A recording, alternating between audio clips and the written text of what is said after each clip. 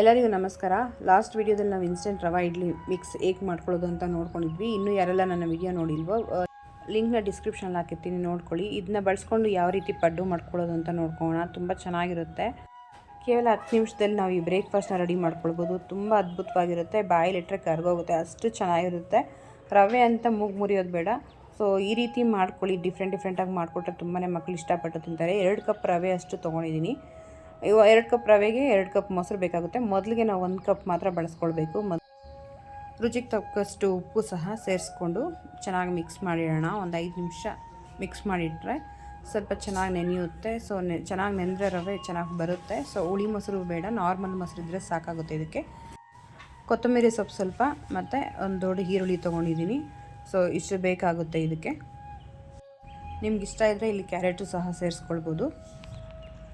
1 cup ಫಸ್ಟೇ ಬೆಳೆಸಿದ್ವಲ್ಲ, ಇವಾಗ ಇನ್ನೊಂದು ಕಪ್ ಮೊಸರು ಹಾಕಿ ಚೆನ್ನಾಗಿ ಮಿಕ್ಸ್ ಮಾಡ್ಕೊಳ್ಳೋಣ. ಮತ್ತು 1 ಕಪ್ ನೀರು.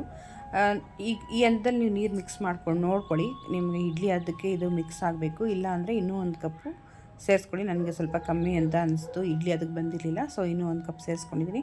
2 ಕಪ್ ಮೊಸರು, 2 ಕಪ್ಪು ರವೆ, 2 ಕಪ್ ನೀರು, ಇಷ್ಟು ಸೇರಿಸ್ಕೊಳ್ಬೇಕಾಗುತ್ತೆ. ಮತ್ತು ಫಾರ್ಮೇಟ್ ಆಗೋದಕ್ಕೆ ಸ್ವಲ್ಪ ಸೋಡಾ ಹಾಕಿ ಮಿಕ್ಸ್ ಮಾಡಿ ಇಡೋಣ. ಒಂದು 10 ನಿಮಿಷ ಇಟ್ಟರೆ ಅದು ರೆಡಿ ಆಗಿಬಿಡುತ್ತೆ. ಅಷ್ಟರೊಳಗೆ ನಾವು ಚಟ್ನಿ ಮತ್ತು ಅಥವಾ ಸಾಂಬಾರು ನಮ್ಮಲ್ಲಿ ಯಾವ್ದು ಇಷ್ಟ ಆಗುತ್ತೋ ಅದು ಪ್ರಿಪೇರ್ ಮಾಡ್ಕೊಳ್ಬೋದು ಇದ್ರ ಜೊತೆಗೆ. ಸೊ ಚಟ್ನಿ ತುಂಬ ಚೆನ್ನಾಗಿರುತ್ತೆ. ಸೊ ಈಗ ಫೈನಲಿ ನಾವು ಗ್ರೀಸ್ ಮಾಡ್ಕೊಳ್ಳೋಣ. ಎಣ್ಣೆ ಗ್ರೀಸ್ ಮಾಡಿಕೊಂಡು ಪಡ್ಡುನ ಹಾಕ್ಕೋಣ.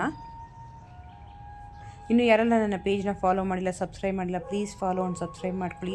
ವಿಡಿಯೋ ಶೇರ್ ಮಾಡ್ಕೊಳ್ಳಿ. ತುಂಬ ಅದ್ಭುತವಾದ ಒಂದು ಅಡುಗೆ ಇದು. ತುಂಬ ಸಿಂಪಲ್ಲಾಗಿ ಈಸಿಯಾಗಿ ಆಗಿಬಿಡುತ್ತೆ. ಸೊ ಎಲ್ಲರೂ ಮಾಡ್ಕೊಳ್ಳಿ. ಬೆಳಗಿನ ತಿಂಡಿಗೆ ತುಂಬ ಪರ್ಫೆಕ್ಟಾದ ಬ್ರೇಕ್ಫಾಸ್ಟ್ ಆಗುತ್ತೆ. ಮನೆ ಮಂದಿಗೆಲ್ಲ ಆಗುತ್ತೆ. 2 ಕಪ್ ರವೆ ಇದ್ದರೆ ಸಾಕು. ಡಯಟಲ್ಲಿರೋರು ಸಹ ಇದನ್ನ ತಿನ್ಬೋದು. ಅಥವಾ ನಾನು ಸಣ್ಣ ಆಗಬೇಕು ಅನ್ನೋರು ಸಹ ಈ ರೆಸಿಪಿನ ಮಾಡ್ಕೊತೀನಿ. ತುಂಬ ಬೇಗ ನಾವು ರೆಡ್ಯೂಸ್ ಮಾಡ್ಕೊಳ್ಬೋದು ವೆಯ್ಟ್ ಅನ್ನೋದನ್ನ.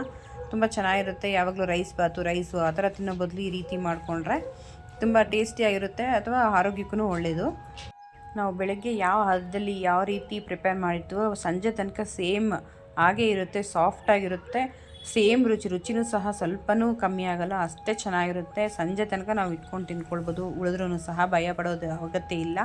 ಉಳ್ದೋಗಿಟ್ಟಿದೆ ಬಿಸಾಕಬೇಕು ಅನ್ನೋದೇನಿಲ್ಲ. ಅಷ್ಟು ಚೆನ್ನಾಗಿರುತ್ತೆ. ಯಾವುದೇ ಟೈಮಲ್ಲಾದರೂ ನಾವು ತಿನ್ಬೋದು. ವಿಡಿಯೋ ನಿಮ್ಗೆ ಇಷ್ಟ ಆಗಿದೆ ಅಂದ್ಕೊಳ್ತಾ ಇದ್ದೀನಿ. ಮುಂದಿನ ವಿಡಿಯೋದಲ್ಲಿ ಹೊಸ ರೆಸಿಪಿಯೊಂದಿಗೆ ಮತ್ತೆ ಸಿಗೋಣ. ಅಲ್ಲಿವರೆಗೂ ಟೇಕ್ ಕೇರ್, ಬಾಯ್. ನಿಮ್ಮ ದಿನ ಶುಭವಾಗಿರಲಿ.